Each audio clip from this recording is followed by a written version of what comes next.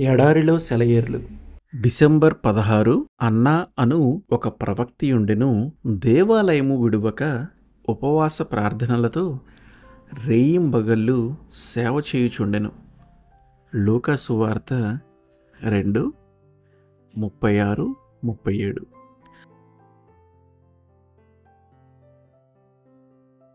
ప్రార్థించటం వల్ల నేర్చుకుంటామనడంలో సందేహం లేదు.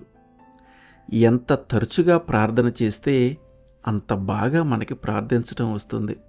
అప్పుడప్పుడు ప్రార్థన చేసేవాడు ప్రయోజనకరం, శక్తివంతం అయిన ప్రార్థనను ఎప్పటికీ నేర్చుకోలేడు. ప్రార్థన ద్వారా మన దేవుని గొప్ప శక్తి మన అందుబాటులోనే ఉంది.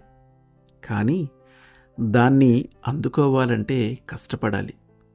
అబ్రహాము తన జీవితకాలమంతా దేవుని ఎదుట విజ్ఞాపన చేసే అలవాటు లేనివాడైతే సొదొమ కోసం అంతలా దేవునితో వాదించగలిగేవాడా?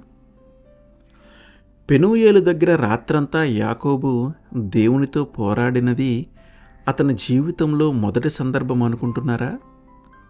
మన ప్రభువు గెత్సెమనేకి వెళ్ళకముందు శిష్యులతో చేసిన ఆ మహత్తరమైన ప్రార్థన కూడా అంతకుముందు ఎన్నెన్ని రాత్రి సమయాల్లోనూ పెందలకడనే లేచి చేసిన ప్రార్థనల ఫలితమే కదా.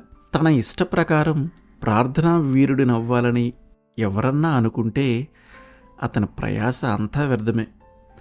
ఆకాశపు వాకిళ్లను మూసి తరువాత వాటిని తెరిచి వానలు కురిపించిన ఏలియా ప్రార్థన కూడా అంతకుముందు చేసిన ఎన్నో ప్రార్థన అలవాటు మూలంగానే. క్రైస్తవులు ఇది గుర్తుంచుకోవాలి. ప్రార్థన ఫలభరితం కావాలంటే పట్టుదల ఉండాలి.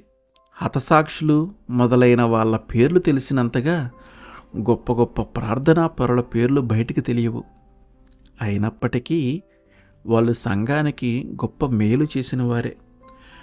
కృపాసింహాసనం దగ్గర వదలకుండా ప్రాకులాడినందువల్లనే వాళ్ళంతా మనుషులందరికీ కృప ప్రాప్తించడానికి కారణభూతులైనారు.